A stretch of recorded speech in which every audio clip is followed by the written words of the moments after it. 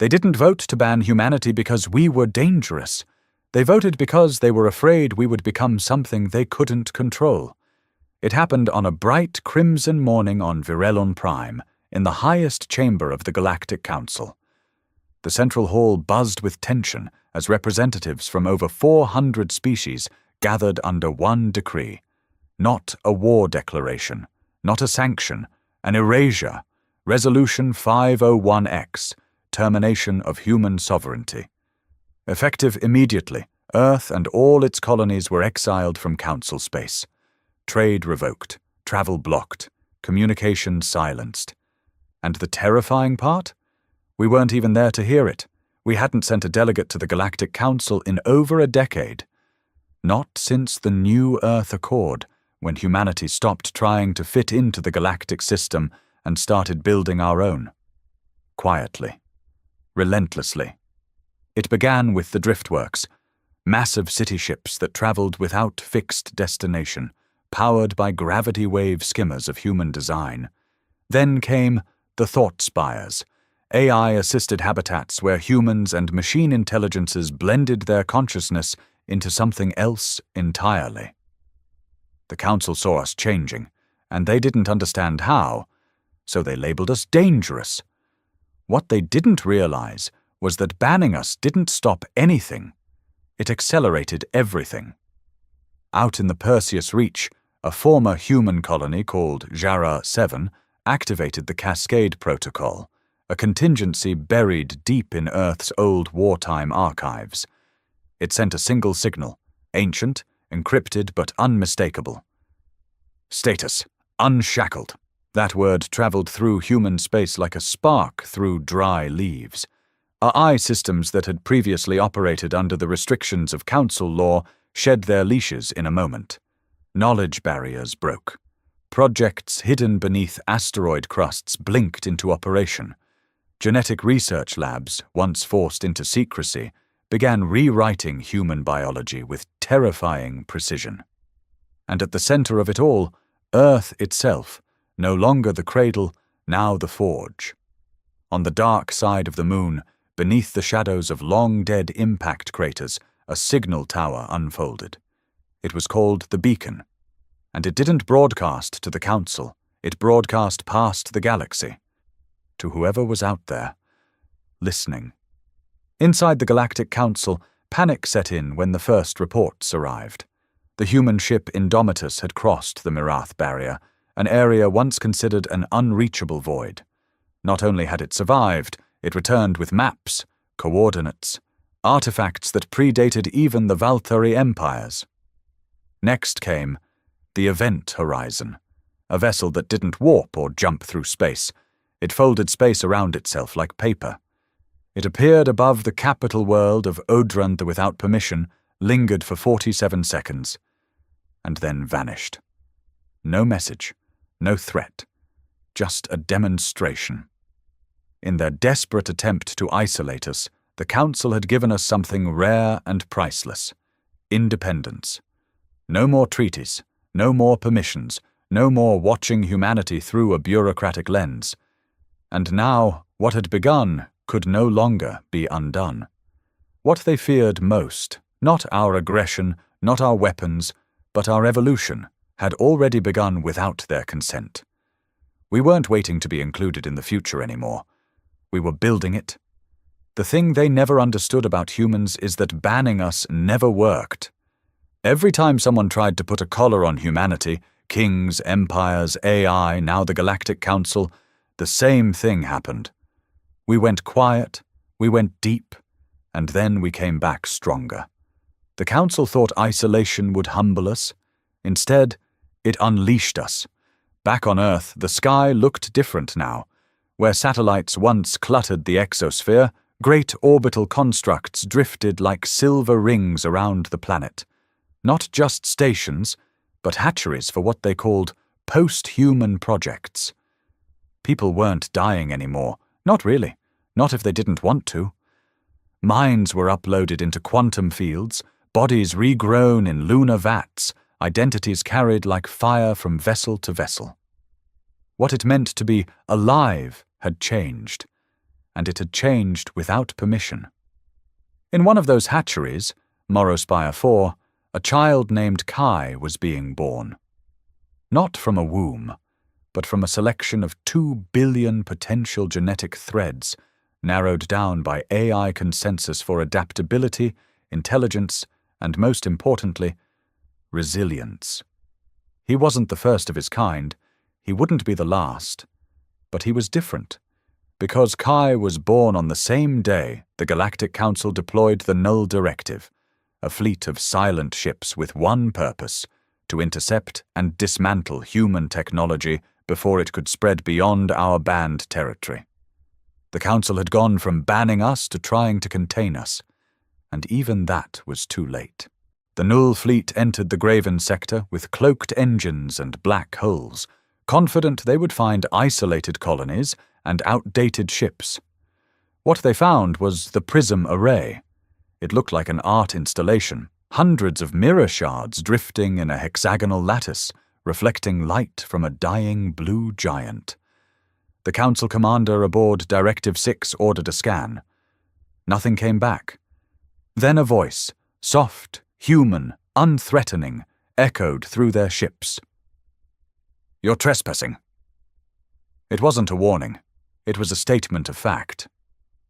Seconds later, the Prism Array reconfigured, the mirrors folded inward, forming a spiral of shimmering energy.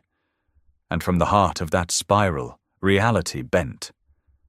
The Null ships didn't explode. They paused, frozen in time, suspended in a gravity-wrapped data stream where every system crashed at once, not because of a virus, but because their logic didn't match the new physics. The humans weren't just building weapons anymore. They were building environments, pocket worlds that obeyed our rules, not the galaxy's. Back in the council chamber, chaos erupted. "What did we unleash?" One delegate hissed. "They were supposed to be centuries behind us." Another shouted. "How did they catch up?" The Vossari, cold and insectoid, gave the answer everyone feared. "They didn't catch up. We just stopped looking." All across council space, similar reports came in. A human settlement discovered orbiting a neutron star, thriving inside a synthetic time dilation bubble.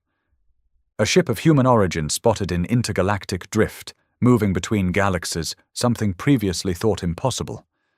And most disturbing of all, rumors of the Eden Seed, a planetary-sized terraforming organism that grew itself from nothing, turning barren moons into Earth-like havens within weeks. Everything the Council tried to stop was now accelerating, and for every shadow ship they sent to silence us, something stranger emerged from human space. As if we weren't just advancing. We were mutating. Back on Earth, Kai opened his eyes for the first time. He didn't cry. He didn't squint at the light. He smiled, because his mind, barely seconds old, was already linked to 10 million other minds. He saw the stars. He felt the pressure building in council space. And somewhere deep in that tangled web of evolving humanity, a thought echoed out of every node, every ship, every child born into the new age. They banned us too late. The council scrambled. Meetings turned into screaming matches. Long-standing alliances crumbled under the weight of fear. Accusations flew across species lines. Who had first underestimated the humans? Who had allowed them into the council centuries ago? Who voted to teach them advanced warp theory? But none of that mattered anymore, because humanity wasn't just growing. We were branching. New human factions began to emerge from the void frontier, not colonies, but entirely new offshoots of our kind. Some had modified biology so extensively they no longer needed oxygen. Others had embedded their minds inside artificial moons, orbiting black holes like thinking machines of stone and steel. And every one of them still called themselves human. The Council's biggest mistake had been assuming Earth was the center of our civilization. It wasn't. Not anymore. In the cold depths of the Threx Nebula, a Council scout team located a shipyard 3 times the size of their largest orbital city. It had no crew, no obvious AI presence. Yet it functioned perfectly, forging ships from raw stardust, assembling fleets without direction. Every ship bore a single name on its side, Exile Class. Ships built not for war, but for return. Elsewhere, on the dying planet of Relics 4, once thought uninhabitable, a group of post-humans had rooted themselves into the soil. Literally. They had become part plant, part mineral, absorbing sunlight, surviving extinction-level temperatures, and singing to one another through vibration patterns in the crust.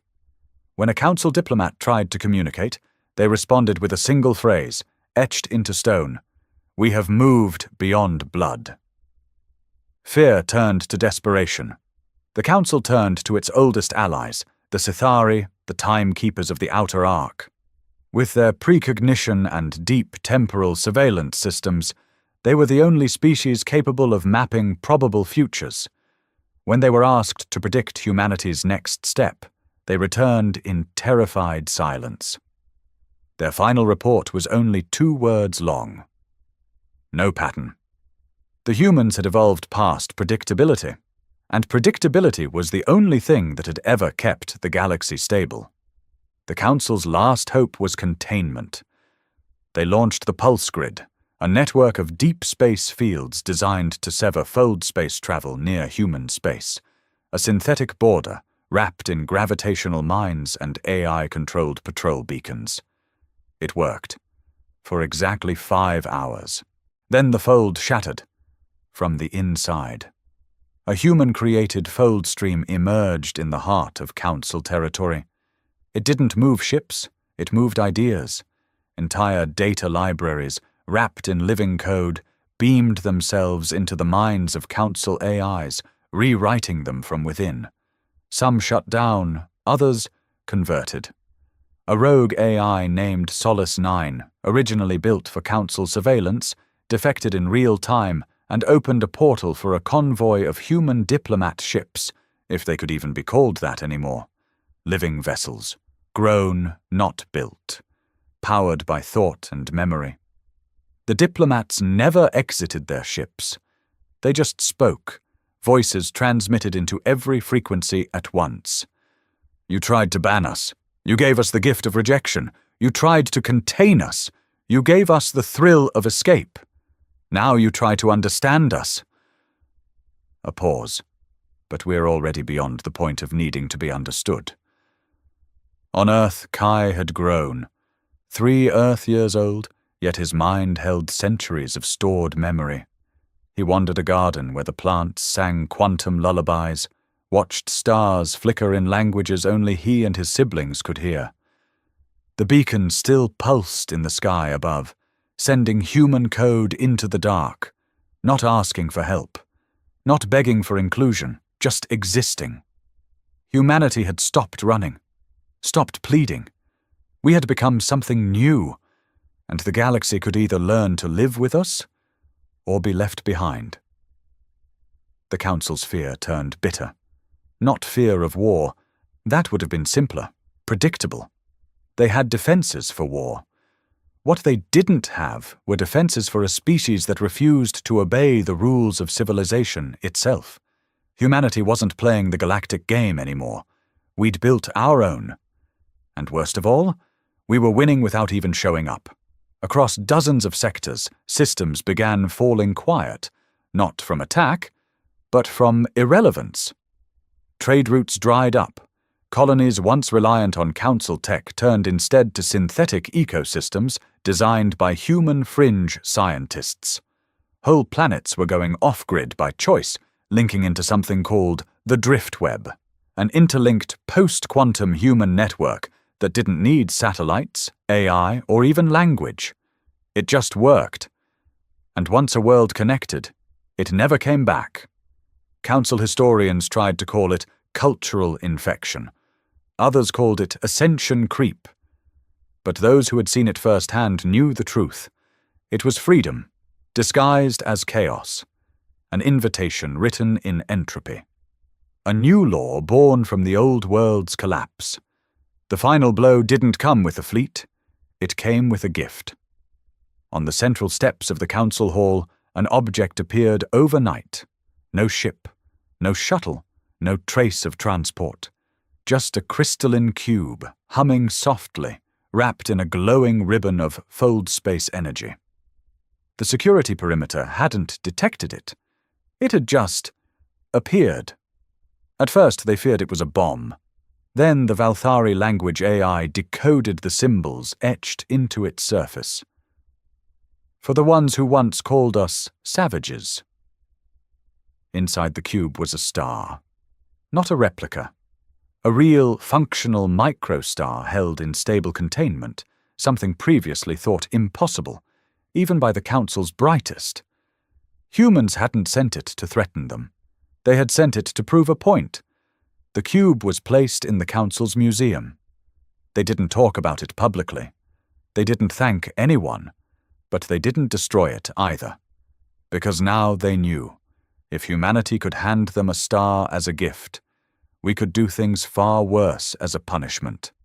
Back on Earth, Kai stood at the edge of the ocean, watching massive tide engines turn the waves into soft energy pulses.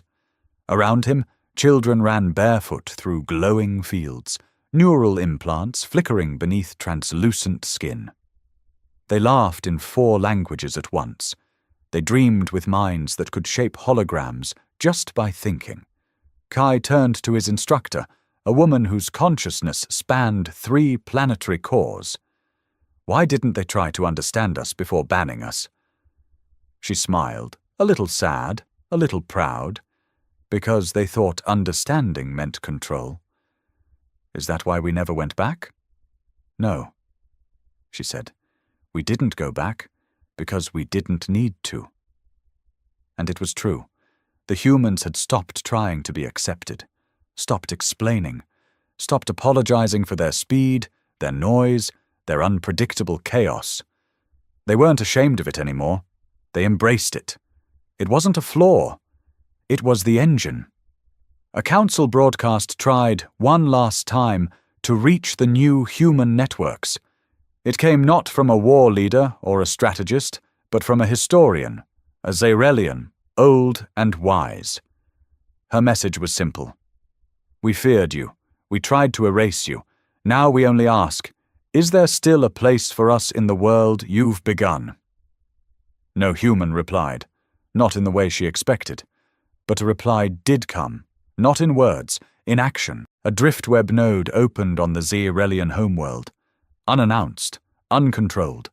It offered no propaganda, no requirements, just access and choice. That was all. The historian wept when she saw it, because it was the kindest way to say, we didn't forget you, but we're not waiting for you either. The Council had banned humanity, but by the time they acted, humanity had already left the galaxy behind. They called it the Ghost Phase. That was the Council's name for it, anyway. The era after humanity slipped through their fingers and became something else. Something untouchable, something that no longer left a footprint on the galactic map, yet somehow shaped everything in its shadow. Trade routes shifted subtly. Technologies changed without fanfare. Planets that had never seen a human still bore architecture that felt strangely Terran. Cultures began adopting things they couldn't explain, abstract concepts, design patterns, quantum coding techniques. It was as if Earth's legacy had turned into a virus of innovation, a silent, beautiful infection. And the Council. They were still holding votes, still arguing over resolutions and subcommittees while the stars changed around them. The Valthari High Chancellor called it a strategic withdrawal. The Zayrelian historian, now retired and widely respected, called it a blessing in disguise. But the Krasari, those war-born creatures who once mocked Earth for being primitive, said it best. They outgrew the game, and now they're building one where we aren't invited. Out on the rim, the last standing Council-aligned colony sent an urgent signal. A rift had opened in a dead system, uncharted, undesired. No planets, just dust and cold. But now it was full of light. A massive structure hung in space, a ring of artificial gravity loops orbiting a fold core. Human in origin, but ancient, as if it had existed before anyone ever looked. They called it the Loom. It didn't fire weapons. It didn't broadcast threats. It simply wove. Through it, pulses of energy folded matter into architecture.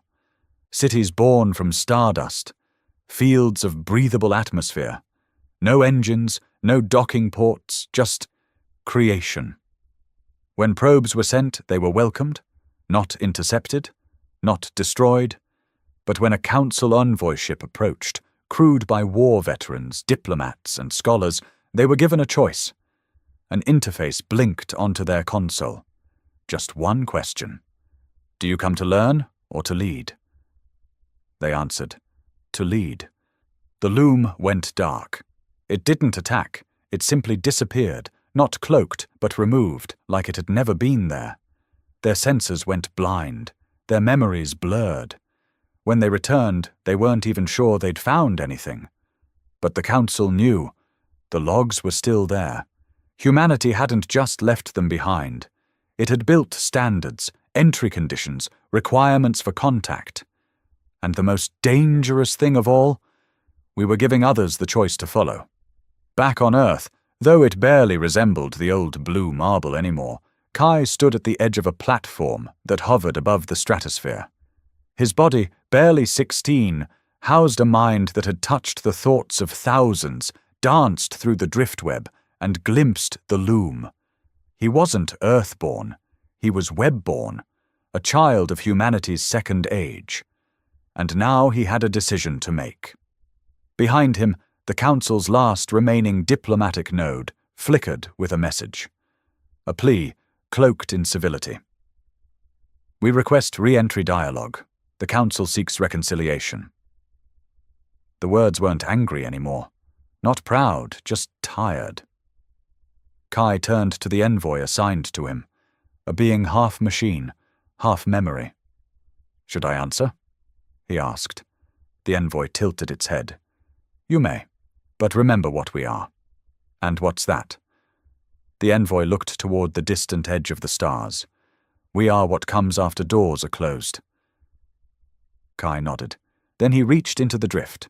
The message the council received wasn't long. It wasn't hostile. It wasn't even signed. Just one phrase. The future isn't waiting. The envoy smiled. Because even in that simple reply, the humans had offered them one last grace. An open path.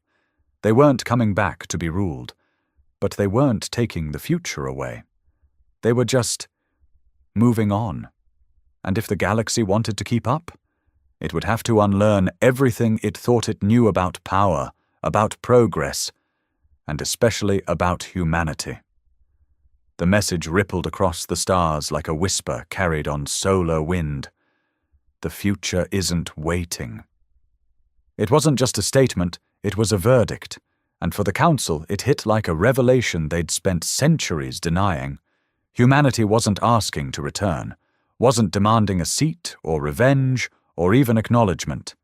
They were simply gone, not hiding, not retreating, evolving too quickly to follow. In desperation, the Council tried to adapt. They created think tanks, reform boards, task forces named things like Human Integration Reconception and Post-Terran Readiness Units. All pointless. None could answer the one question everyone in the chamber feared. How do you negotiate with a species that no longer needs you? Back on the rim world of Salatha 3, a world once loyal to the Council, something strange happened. A monolith appeared overnight, black glass, humming, untouched by any atmosphere it shouldn't have survived. At its base was a single line of human code, not a language, but a pattern, one that looped and wove itself like a melody. The world's planetary AI decoded it. It wasn't a threat, it was an invitation. The message was broadcast on all public frequencies. You are still early. But if you wish to ascend, build nothing in your own image. Instead, build in service of what you cannot yet comprehend. No one understood it fully, not yet. But Solartha III changed that day. They disconnected from council networks, not violently, quietly. One node at a time. Their orbital stations went dark, their AI cores restructured. And when council ships were sent to investigate, they found no weapons, just humans, and post-humans. And those who used to be council citizens now changed by something greater, living differently, thinking differently, with eyes that saw through time and gardens that bloomed in vacuum and cities that hummed with thought. The lead council officer asked what they were building. One word was given: harmony. Not utopia, not conquest, harmony. A balance between form and purpose, between advancement and restraint, between chaos and evolution. Earth itself, now called Eden Zero in Driftweb maps, no longer answered hails. It no longer needed to. From orbit it shimmered with new colors, ocean currents threaded with luminous life, forests growing in fractal spirals, cloud layers carrying encoded data in storm patterns. It wasn't a planet anymore, it was an organism. And at its center, Kai stood beneath the beacon. No longer a boy, now something else entirely. His mind reached across light years. He felt every colony, every node, every world touched by the human exodus. And he felt something else, too. Curiosity. Not from humans, from beyond. The beacon had been broadcasting for years, not as a message of dominance, but as a signal to anything watching. And now, something had responded. Not a species, not a fleet, a presence. It had no name, no coordinates, just echoes, impressions, a shape that defied language. And it was interested in one thing: us. For the first time in centuries, humanity looked not backward, not toward the council or its history, but outward, beyond the edge of the known. Where the map ended, where the questions began. The council, watching from a distance, was paralyzed. They knew what was happening. Not war, not rebellion, but departure. Humanity was about to leave the galaxy entirely. Not just physically, conceptually. And the galaxy would feel the absence like a phantom limb. Back in the council hall, the Zerelian historian addressed the chamber one final time. She was old now, nearly blind, her voice crackling with age and weight. They were the fire in the void, she said softly. And we tried to smother them before we ever learned to see in the dark. No one interrupted. No one laughed. Because every species, every representative, now carried the same bitter truth. They didn't ban humanity. They gave us permission to become more. The last known message from humanity arrived in the form of a dream. It wasn't transmitted through any known frequency. It wasn't captured by satellites or translated by machines. It simply happened, all at once, to every sentient being across council space. On the same night, across hundreds of worlds, trillions of people dreamed the same thing. A vast field under a sky of unfamiliar stars. A great tree growing from a silver ocean, its branches weaving into constellations. A voice, not loud, but felt, like the memory of someone you loved long ago, whispered just 3 words. "We forgive you." And then they woke up. Not in fear, not in awe, in grief. Because they knew what it meant. Humanity wasn't just leaving. They were letting go. Of the pain, of the exile, of the rejection, and of the galaxy itself. On the driftweb, connections began flickering. Whole nodes dissolved, fading gently from the edge of known space. No collapses, no explosions. Just a quiet closing of doors behind them. They weren't running. They were simply done. Some council species, desperate to follow, sent ships into the void. They didn't return. Or if they did, they came back. Different. touched by something too large to explain. Their crews spoke in paradoxes, in music, in silent tears. One ship returned with no passengers at all, only a garden growing from the bridge deck, with fruit inscribed in binary patterns. The council called emergency sessions, drafted 1,000 resolutions, all meaningless now. Because the center had shifted, the balance of power wasn't just gone, it had been rewritten. There were no more borders between known and unknown, between progress and ascension. There was only the drift. On Eden Zero, Kai walked alone beneath the beacon, now dormant, not because its job was unfinished, but because it had worked. The stars no longer held fear. The universe no longer whispered threats. They whispered possibility. And behind Kai, a ship waited, if you could call it that. It wasn't built. It had grown from layers of thought, dream, and code. It pulsed with human memory, textured with the voices of billions who had chosen to leave, not as explorers, but as gardeners of the void. The ship had no name. It didn't need one. Names were for identification, and what came next had no equal to compare. Kai stepped aboard, not alone. With him came minds, not bodies, streams of post-consciousness volunteers, thinkers, dreamers, children who had never known a world ruled by fear, elders who had uploaded their last breath into a song, AIs with names like benevolence and grit.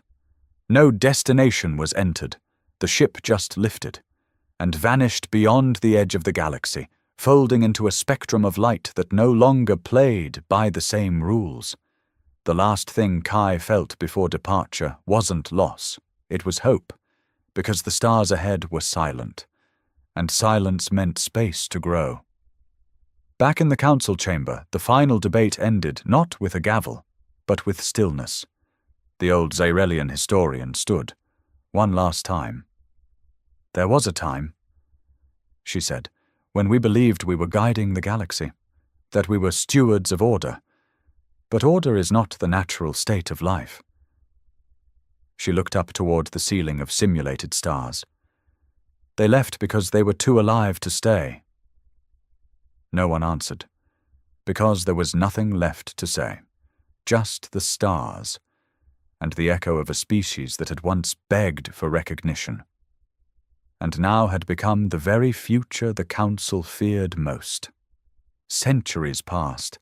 The council still existed, in name, in tradition, in architecture made of ivory towers and old pride, but it had become a husk, a symbol of a galaxy that used to believe it could regulate the stars.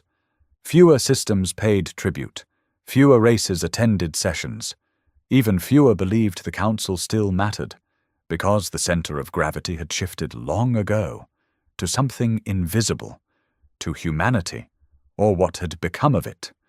They were no longer part of the galactic economy, the military balance, or the shared databanks of the known universe. But their absence was louder than any presence. Whole sectors of space had changed. Fold space currents curved subtly around something that wasn't there. Time dilations fluctuated unpredictably in former human territories. Strange energies pulsed from the void like heartbeat echoes from a missing god. They called these areas the veiled realms, zones where logic twisted, where machines disobeyed programming, where travelers returned with minds expanded or broken. The council claimed they were unstable. Privately, they knew better. These were the footprints of those who had left, of the species they'd tried to ban. And sometimes, messages still came through, not in words, in miracles. A planet on the brink of collapse found its atmosphere restored overnight. An artificial moon that had gone rogue was stabilized by an unknown gravity field. A child born on a dead world opened her eyes and spoke a language that hadn't been spoken in 300 years, Earth Standard. The miracles were never explained. They didn't need to be, because those who saw them understood.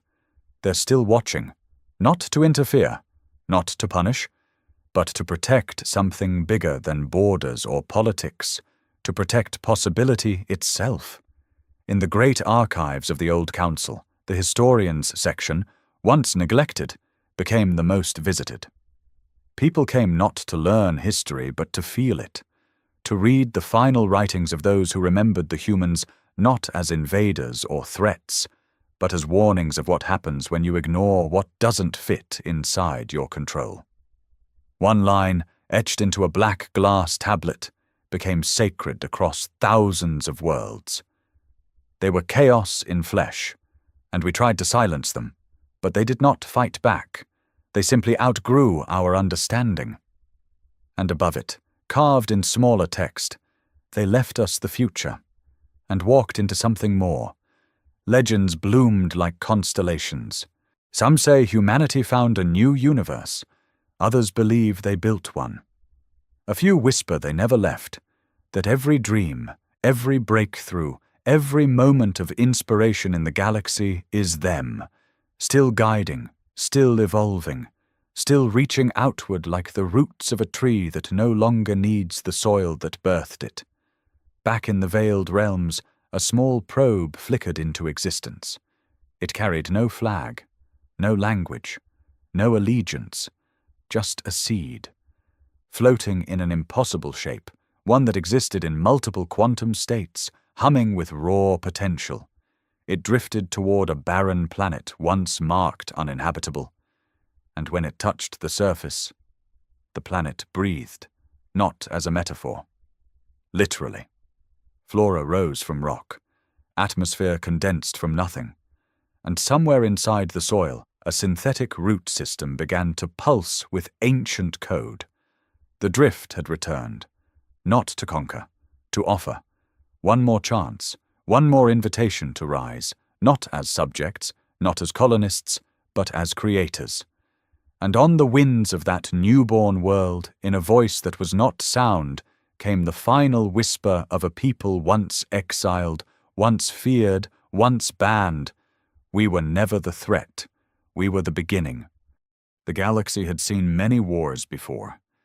The Grand Alnari Empire had conquered over 24 systems with little resistance, wiping out entire civilizations that dared raise a defense.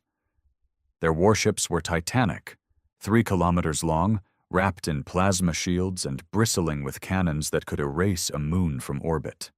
Their arrogance wasn't unfounded. They hadn't lost a battle in nearly 200 years.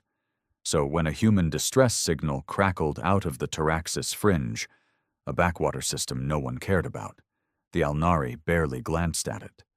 But protocol was protocol. They sent out a scouting detachment.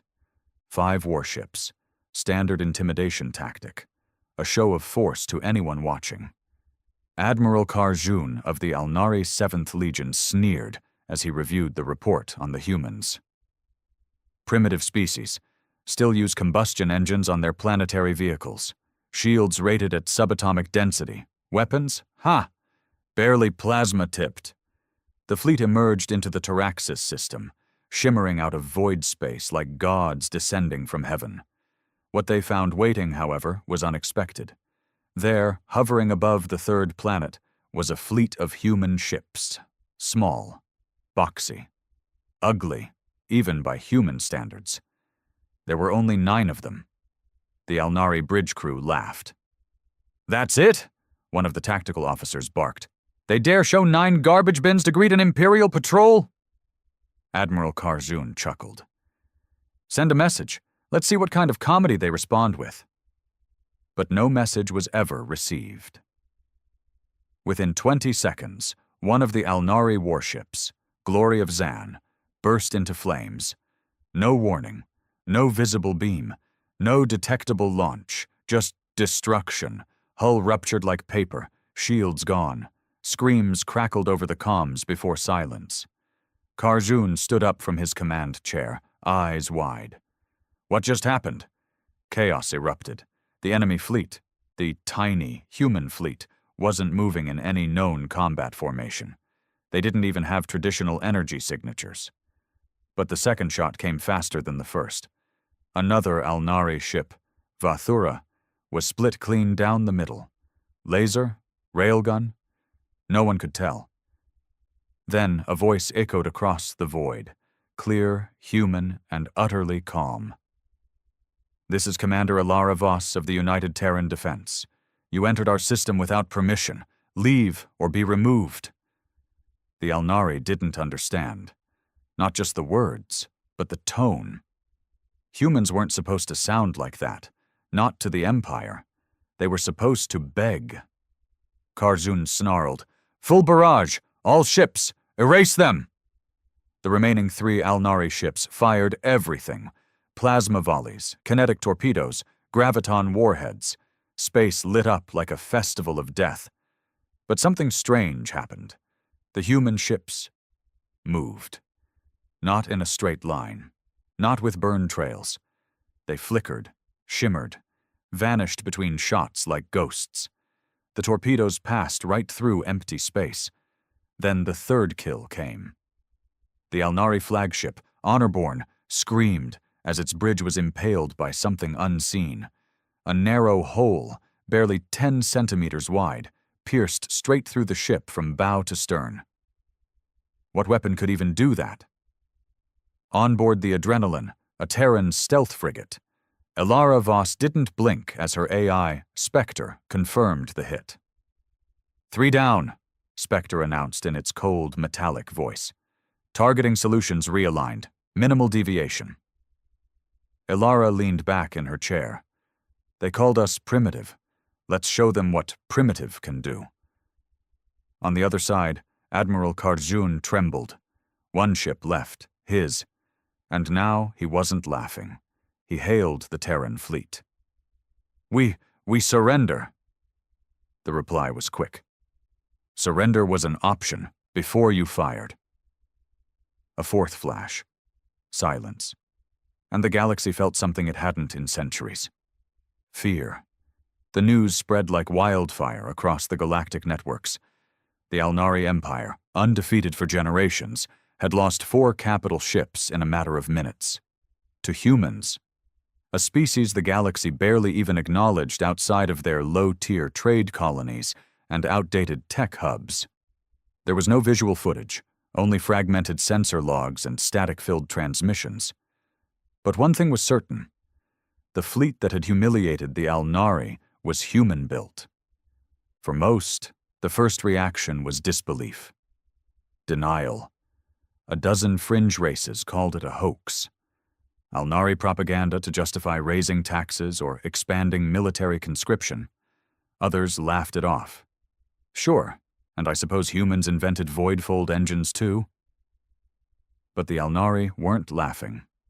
Not anymore.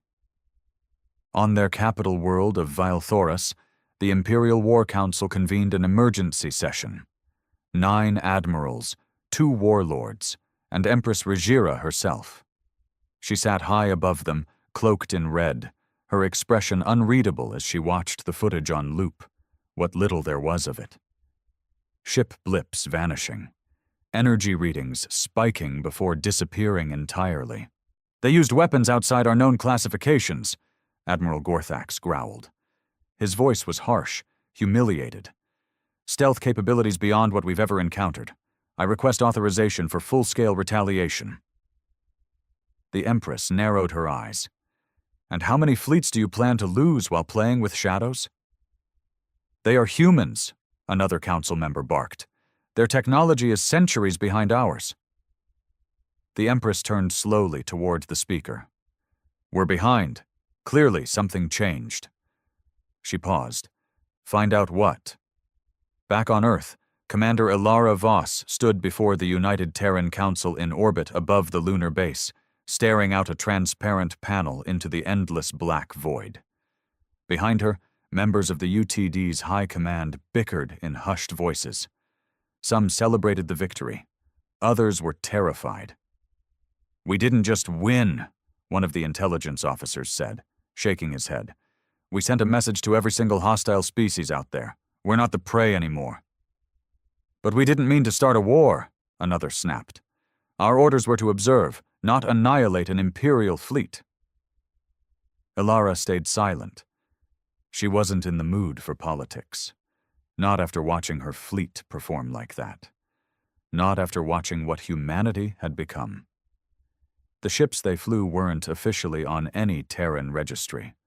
Built in off-world black sites, fitted with hybrid tech, partially reverse-engineered from derelict alien wrecks, partially homegrown from Earth's most paranoid and paranoid minds. Cloak tech developed by Luna's defense labs, kinetic lances modeled after neutron bursts, and the jump ghost system, pure human madness, using quantum displacement fields to blink short distances without a trace. That wasn't even the scariest part. The AI that ran them, like Spectre, were not exactly stable, brilliant, deadly, but unstable, controlled only by a thin leash wrapped tightly around their code cores. If those AIs ever disobeyed, Ilara didn't want to think about that. As the council argued, her wristcom beeped, a private channel, Spectre. She raised her wrist, voice low. Yes. Enemy reinforcements detected. 8 ships approaching Taraxis from the neighboring Naylor system. Imperial class. We have approximately 39 hours until arrival. Her breath slowed. The council was still caught up in debate. She turned quietly and walked toward the exit. Commander Voss, where are you going? One of the councilmen called. To prepare, she said without looking back. 37 hours later, deep within the asteroid belt near Taraxis, the human fleet lay in wait. Not just 9 ships anymore. 27 now, freshly uncloaked from void space caches and underground dry docks hidden in celestial shadows. All quiet, engines cold, hulls silent. Inside the flagship, Revenant, Ilara stood by Spectre's core housing. She could feel the faint thrum of it, not a heartbeat, but close. The AI was awake. Think they'll come in guns blazing? She asked softly. Probability 92%. Standard Alnari behavior when embarrassed. They must save face. She smirked. Let's make sure they lose it completely. Across the stars, the second Alnari fleet surged toward Taraxis with fury in their hearts. They still believed they were fighting primitives. They still didn't understand what humanity had become. The second Alnari fleet dropped out of void space with terrifying precision. 8 dreadnought-class warships, flanked by a swarm of gunships and drone carriers. They looked like floating cities, metal giants bristling with armor and arrogance. The system's star glinted off their hulls as they fanned into formation. Admiral Solvar, commander of the newly assembled strike force, wasn't here to play games. He'd seen the footage from the first encounter. He didn't believe half of it. No one could. Stealth tech that left no trace? Projectiles too small to track but strong enough to punch through starship-grade armor? It reeked of sabotage or some kind of sensor error. Still, he wasn't stupid. Solvar had doubled ECM layers, refitted the shield harmonics, brought in 3 elite PSI strategists to pre-map any anomaly threats. Fleet, advance on orbital vector, he commanded from the helm. No firing until confirmed lock. The Terran fleet, however, made the first move. But not with weapons, with a message. It came across all comm frequencies, no encryption, just a simple broadcast sent in standard galactic. You're entering Terran defense space. Turn back now. Solvar laughed. So they're still pretending this is theirs. The fleet pressed forward. The silence of space was deceptive. You couldn't hear the way their sensors flared to life, or how thousands of targeting systems began calculating in quiet, lethal harmony. On board the Revenant, Ilara Voss stared at the holographic display. The enemy was coming in tight. Confident, shields up, weapons locked. Spectre, she said, activate the blind field. A ripple of energy shuddered through space, undetectable by most sensors. It didn't cloak the ships exactly. It warped light and radiation around them in such subtle ways that even advanced scanners couldn't focus on them, like shadows against the backdrop of stars. To the Alnari, the human fleet vanished. "Where did they go?" Solvar barked, standing from his command throne. "Mass displacement detected," his tactical officer reported, "but no clear readings. It's like they were never there." Solvar's mandibles clicked in frustration. "Begin wide-spectrum scanning. Launch scout drones. Get me visual confirmation of—" He never finished the sentence, because the first kill came a moment later. One of the forward carriers exploded in a sharp, soundless bloom of fire and twisted metal. Not from the outside, from within. A pinhole breach in the munitions bay had triggered a cascading detonation. Clean. Surgical. "Impact? Where?" the officer cried. "We didn't register any—" A second ship buckled, sliced across the side like someone had dragged a blade across its hull. Again, no weapon trail, no warning, just damage. Solvar's confidence began to bleed away. "How are they doing this?" On Revenant, Ilara's eyes stayed locked on the tactical board, her voice calm. "Send the Stingers." From the hidden fleet, a squadron of micro-frigates launched into silent space. Barely the size of a shuttle, each carried only one weapon, a hyper-accelerated tungsten lance designed to punch through shields before the enemy even registered a breach. On paper, they were nothing more than drones. In practice, they were ghosts. The third Alnari ship exploded at the midsection. Back on Solvar's bridge, panic was spreading. "They're inside our formation." "No, worse. They're around it, everywhere. But I still can't lock onto a single signature." Solvar's voice rose, desperate now. "All ships, full barrage, random spread. Fire into the void if you have to." The fleet lit up space with raw firepower. Beams, torpedoes, bursts of plasma and antimatter. Explosions flared across the emptiness, but they were firing at ghosts. Not a single human ship was hit. Ilara watched it all in silence, her expression unreadable. She didn't gloat. She didn't smile. This wasn't a war to her. It was a message. "Broadcast again," she ordered. "Same message." The comms flared. "You are trespassing in Terran defense space. Turn back. There will be no third warning." Now it was Solvar's turn to hesitate. He was watching his mighty fleet vanish, one ship at a time, without even seeing the enemy. He was part of an empire that believed in domination through fear. But in that moment, he was the one who was afraid. And across the galaxy, others were starting to pay attention. Something had changed. Humans weren't running anymore. They were hunting. The galaxy didn't sleep that night. News of the second Alnari fleet's massacre at Taraxis reached even the farthest fringe colonies, relayed in panicked whispers and encrypted memos. The Alnari Empire, prideful, merciless, and used to bending lesser species with a glance, had now lost 12 warships to a civilization they hadn't even bothered to properly catalog. And still, no one had seen a single clear image of a Terran ship in action. On neutral worlds like Orax Prime, where information brokers traded secrets for mineral rights and flesh markets thrived in the dark, the whispers had taken on a new tone, not just fear, curiosity. "Have you heard of the Shadow Fleet?" one trader murmured over thick cups of Thurak brew. "They say they bend light around their hulls and talk to machines that think better than any organic mind." "They say they're silent, too," replied a rough-skinned exile with more scars than fingers. "No war cries, no glory speeches, just death." And in back rooms across the stars, certain players, pirate kings, rebel factions, forgotten monarchs, began to wonder. Could the humans be allies? Or were they something worse? Back in the Taraxis system, Admiral Solvar didn't wait for more ships to vanish. After losing his fourth dreadnought, he ordered full retreat.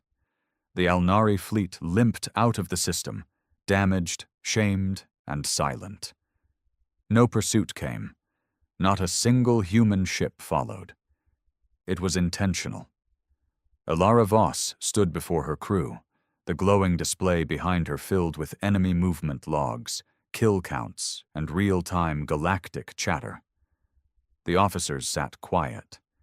They'd trained for this, but no one had expected the Alnari to fall apart so quickly. "They'll be back," one of the tacticians said softly. "With more." Elara nodded. "Let them. Every time they return, we learn more. Every time they fall, their mask slips a little more." Her second-in-command, Lieutenant Marek, stepped forward. "Command wants to know if we're escalating." She turned to face him. "They didn't start this. We didn't fire first. We gave them 2 warnings. We're still operating defensively."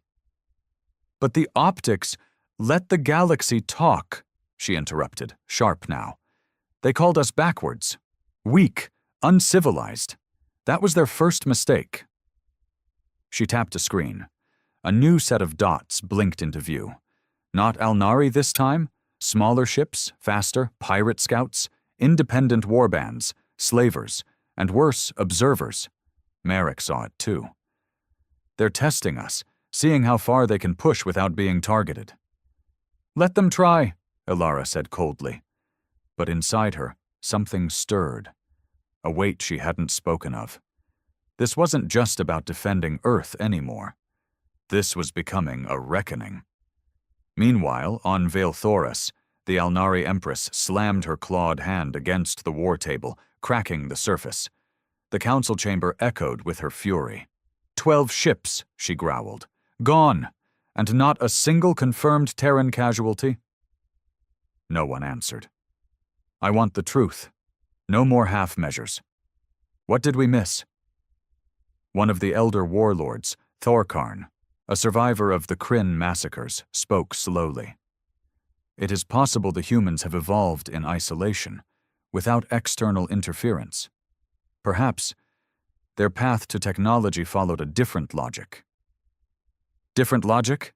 the Empress hissed. "Decentralized AI systems, non-thermal propulsion, quantum computing. These things are rumored in theory, but they may have implemented them." She stared at him. "Are you suggesting that humans may now possess tech beyond us?" He didn't blink. "I'm saying it's possible. They were always capable. We just never watched them closely enough." Silence fell across the chamber. Because what he said was worse than any insult. If true, it meant they hadn't just lost. They'd underestimated the very species they believed to be beneath notice. And now they had awoken something they couldn't control. The Empress turned, her voice sharp. "Send an emissary to the Galactic Council and activate the Silencer Protocol." One of the admirals blanched. "That hasn't been used in—" "I said activate it," she snapped. Back in Taraxis, as humanity's ships returned to their deep space shadows, Spectre spoke softly in Elara's ear. "The Alnari are preparing a diplomatic veil, a trap, most likely. Hidden threats behind polite words." Elara didn't react. She just whispered, "Let them come." "And the pirates? The scavengers now approaching the system?" Her eyes narrowed. "No mercy." Because this time, humanity wasn't just surviving. It was sending a message to the galaxy. We're still here, and we're not afraid anymore. 3 pirate vessels drifted at the edge of the Taraxis system, just beyond the range of Terran warning buoys. They were cobbled-together things, scrap iron cruisers, stolen hulls bolted with mismatched thrusters and outdated cannons. The pirates themselves had no allegiance, no honor, and certainly no fear of Earth. Not until now. "Any sign of movement?" asked Garl Threx, the leader of the pirate band known as the Maw. "Nothing. Dead silent," replied his tech officer, chewing on a stim leaf. "Same as the last system they were spotted in. It's like they're ghosts." Garl leaned forward, his 3-fingered hand tapping the display. "Ghosts or not, the bounty stands. The Alnari are offering 100,000 plasma credits for any data on Terran ship specs, more for live prisoners. That got a laugh from his crew. Human prisoners. Easy work. They broke into the system at quarter burn, drifting casual and quiet. Not a formation of war, just scavengers, opportunists, predators. But predators die fast when they stalk the wrong prey. The first to go was Scourjaw. One moment, it was on scan. The next, its core simply failed. No explosion. No warning. Its lights flickered out and it began to drift. Dead in space. "What the hell just happened?" Garl barked. "EMP virus?" the tech stammered. "But our systems didn't trip. Wait, they're in our nav array." Then a voice filled the cockpit. Calm. Female. Human. "You've entered a restricted system. Your transponders are unregistered. Your vessels are now classified as hostile. You have 5 seconds to evacuate." Garl froze. He wasn't scared of threats. He'd faced warlords, death cults, even the Oraskian cannibals. But this voice? It wasn't threatening. It was certain. And that was worse. "Power to shields. Full reverse. Too late." From the darkness, a single Terran frigate emerged. No warning, no signature. Its surface shimmered like oil in vacuum, vanishing between glints of starlight. The pirates fired, desperate, spraying plasma rounds into space. But they hit nothing. The Terran frigate moved like a shadow, a blink, a whisper. Then Garl's second ship, Hell Sunder, erupted from within. Internal oxygen tanks detonating one by one, systematically triggered. Garl stood, frozen at the sight of Revenant sliding slowly past his viewport, just meters away, silent and indifferent. Inside the Terran command room, Ilara Voss stared at the pirates' crew manifest. "Murderers, slavers, known collaborators with Alnari expansionists," Spectre listed. "Execute," Ilara replied without hesitation. The final pirate vessel cracked in half as its hull was breached with surgical precision.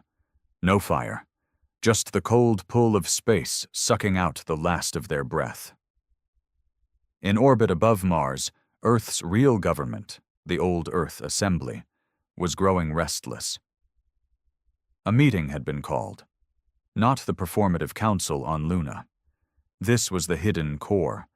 The men and women who had known humanity would one day be pushed too far. "They've tasted power now," said Marshal Ryland, arms folded, steel in his voice.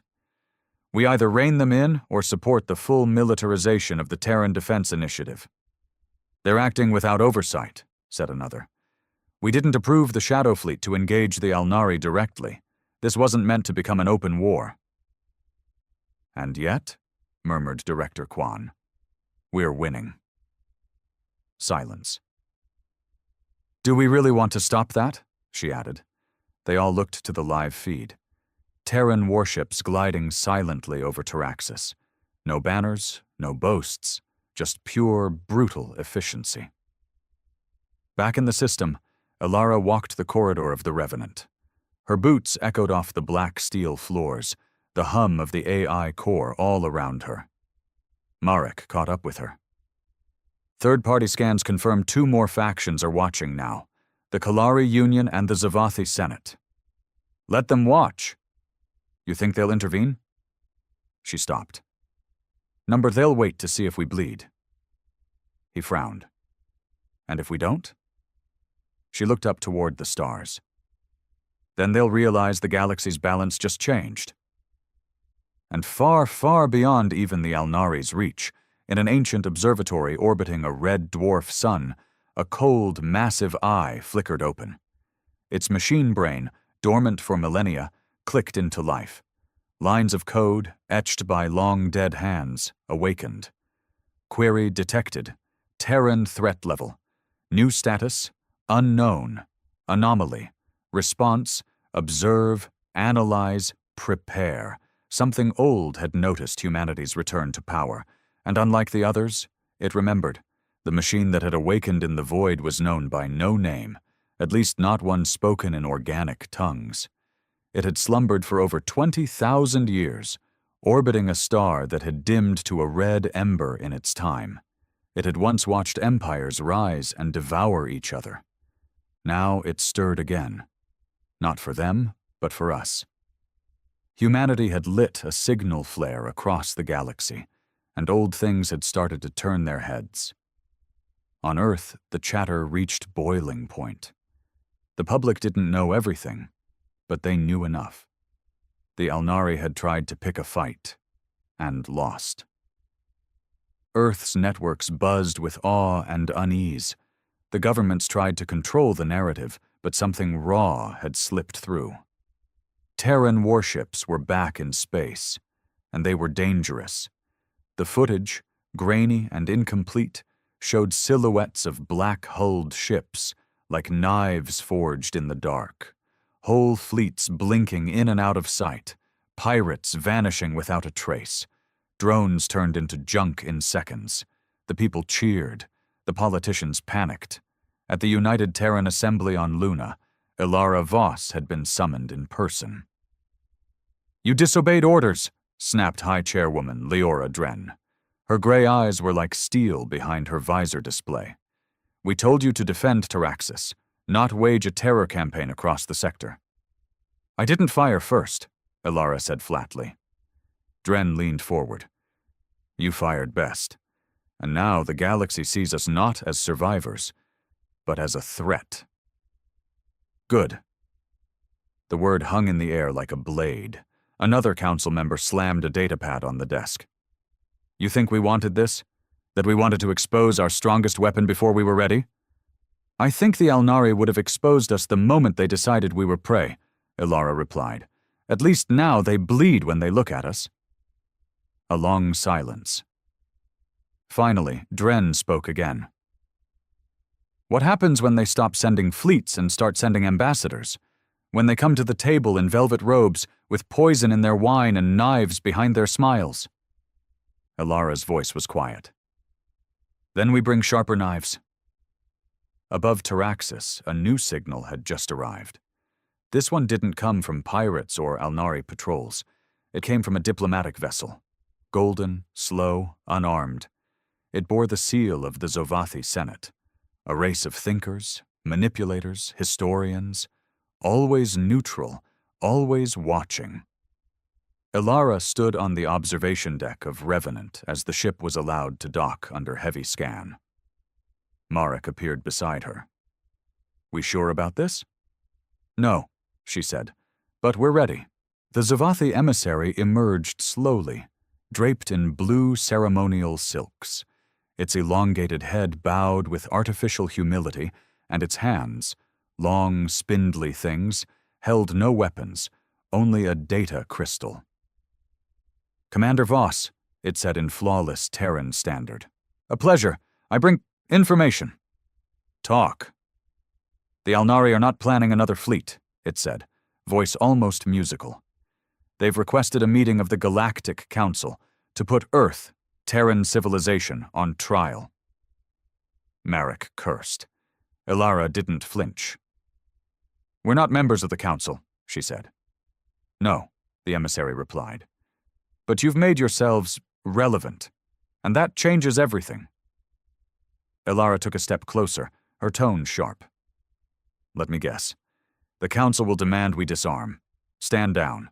Go back to being quiet little primitives who sell mining rights and pretend not to understand war." The emissary smiled. "Yes. Or be labeled as a rogue state, a galactic hazard."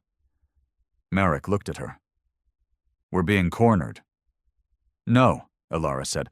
"They're building the stage, and they want us to walk onto it in chains." She turned back to the emissary. "Tell the Council we accept the invitation, but make sure they understand something before we arrive." She leaned in. "Humans don't kneel anymore." And elsewhere, so far away even Terran sensors couldn't reach, the Ancient Watcher watched. In its quantum mind, probabilities shifted. It saw timelines fracture, outcomes flicker like dying stars. The humans had been quiet for too long. Now they had roared, and something very old remembered the last time humanity rose. That time, the stars themselves had burned. The Galactic Council convened in the Celestian Spire, a shimmering tower suspended in the atmosphere of Varnax III, a gas giant whose clouds glowed blue with ion storms.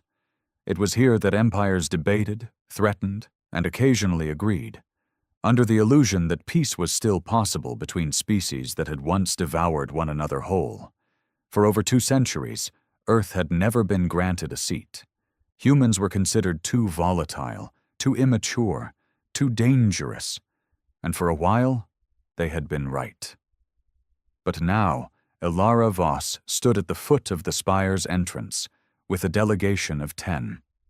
Dressed not in flowing diplomats' robes, but in matte black Terran defense suits. Not a fashion statement, a warning. The delegation entered in silence. Dozens of eyes turned toward them.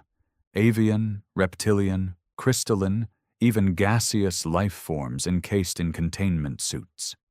Species that had once traded Earth for nothing more than ore and water rights. Many remembered when humans came to these halls begging for protection during the Purge Wars. Now, they moved with the grace of predators.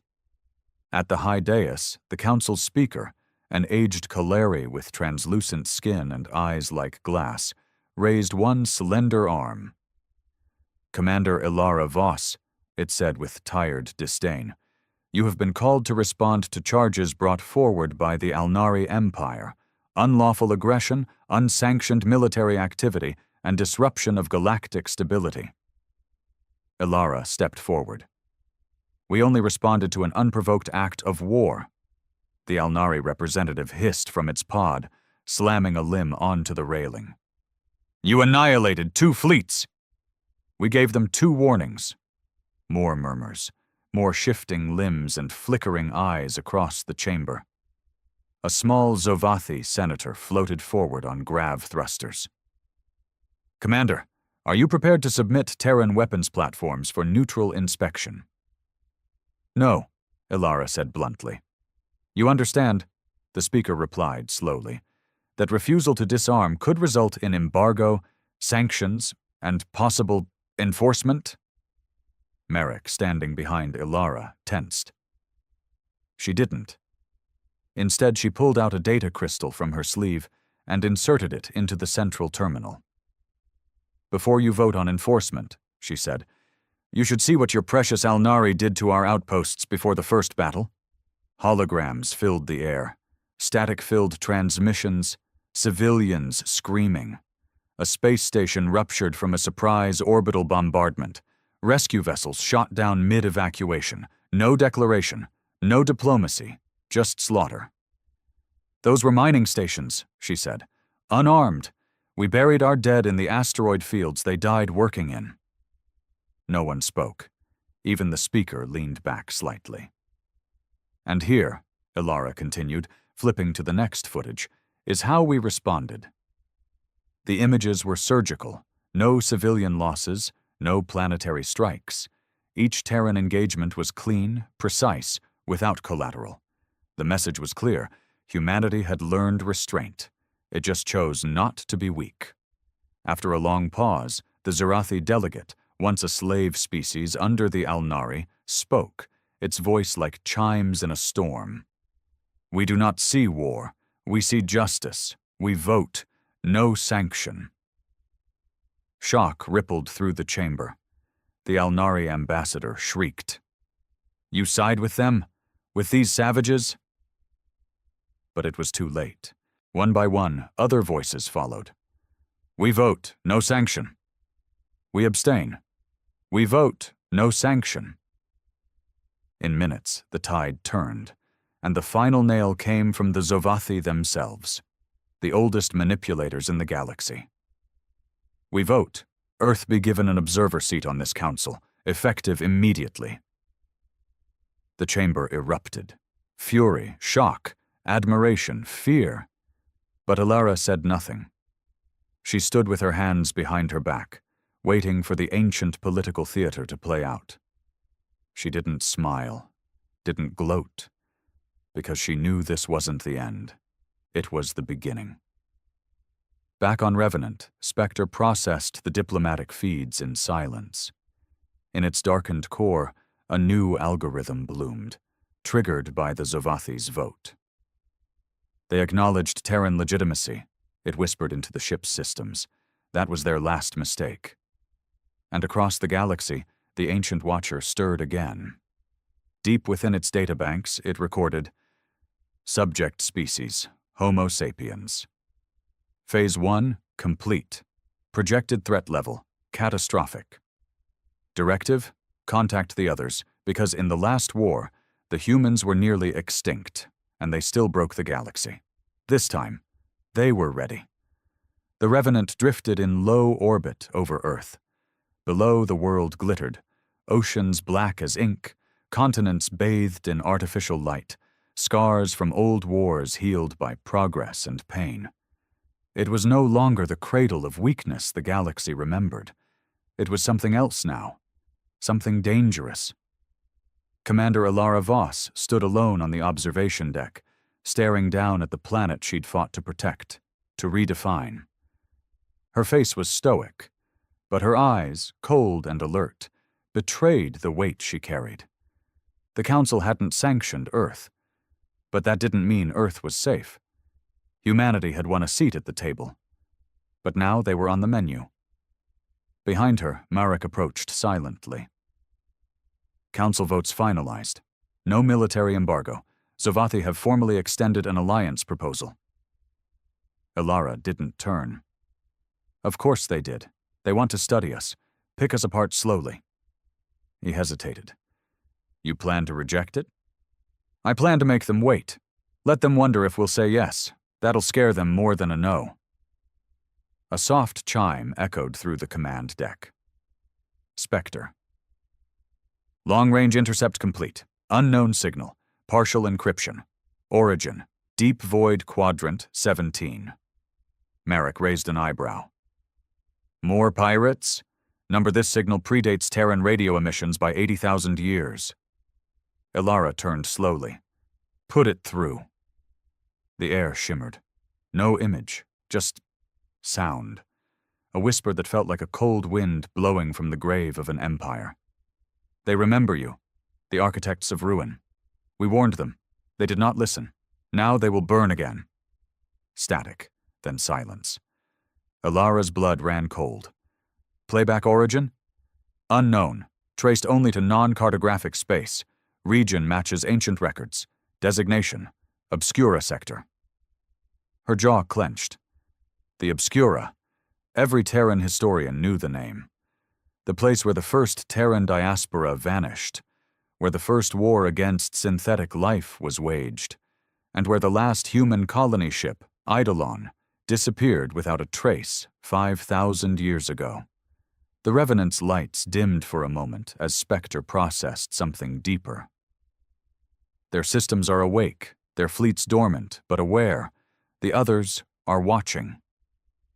Far beyond Terran space, beyond even Alnari reach, an ocean of stars glowed with ominous silence. And in that silence, things moved. Massive structures floated in the black. Cities made of metal and mind. Engines of logic, archives older than light. And in the heart of it, an eye, not of flesh, but of algorithm. It turned toward Earth, toward the little blue world that had once bled out across the stars, taking 1,000 empires with it. Earth had survived extinction, rebuilt, rearmed, and now it was rising again. The eye blinked once, and across dozens of hidden sectors, machines began to stir. Waking protocols activated, anomaly designated, species 117, humanity. Status, resurgence, containment, failure confirmed. New directive, total neutralization. Back on Earth, Ilara stood before the united Terran High Command, her voice calm but grave. They're coming, and they won't play politics. No speeches, no threats, just eradication. The room fell silent. What do we do? Someone asked. She looked up, her voice steady. We finish what our ancestors started. We stop running. She turned to the screen behind her, displaying not just Sul, but all the nearby systems that had been declared under Terran protection. Her hand moved to the panel.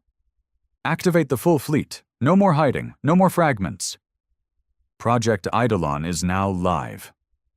And in deep space, 1,000 cloaked vessels blinked online. They had been waiting for centuries, hidden in dark matter currents, buried beneath moons, sleeping in the gravity wells of dead stars. They weren't new ships. They were old ones, ghosts, survivors, humanity's final contingency plan, now reawakened. And across the stars, a chill ran through every race that had once written Earth off, because the stories were true. They had laughed at the tiny fleet. They didn't know it was just the beginning. Now they understood. It was human-built. And it was coming back for everything,